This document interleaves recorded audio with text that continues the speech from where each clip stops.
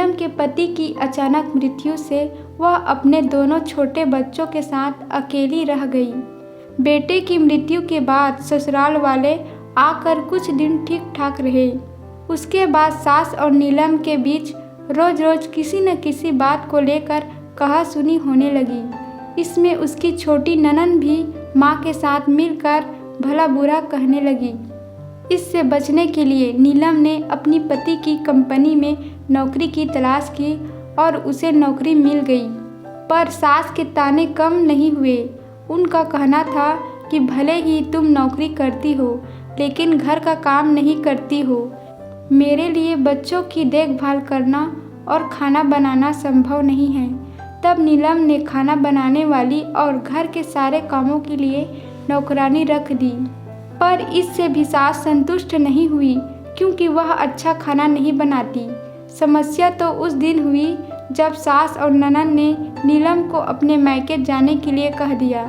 नीलम का कहना था कि माँ के घर से उसका ऑफिस काफ़ी दूर है, ऐसे में वहाँ जाकर रहना संभव नहीं है और यह घर भी तो उसका है।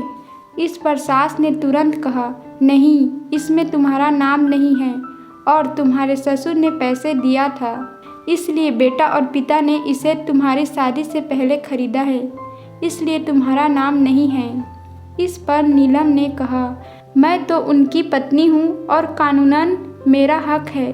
सास बोली, ठीक है, कानून की सहायता से लड़ लो, क्योंकि पहले तुमने ससुर की मृत्यु के बाद मुझे और मेरी बेटी को अपने पास नहीं रखा।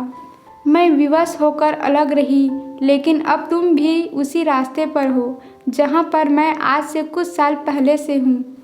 तब नीलम को लगने लगा कि वह इस घर में नहीं रह सकती।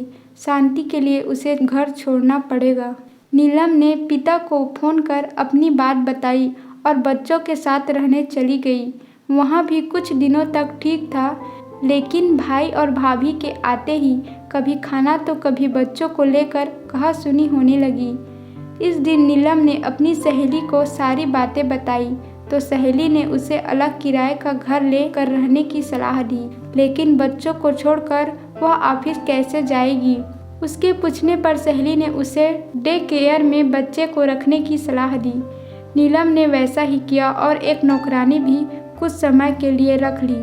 ऐसे में नीलम जितना कमाती थी उतना उसके लिए काफ़ी नहीं था, इसलिए रात में वह कुछ डाटा जनरेटिंग का काम भी शुरू कर दिया, क्योंकि वह अब कानून के पचड़े में नहीं पड़ना चाहती और बच्चों की पढ़ाई पर ध्यान देने लगी।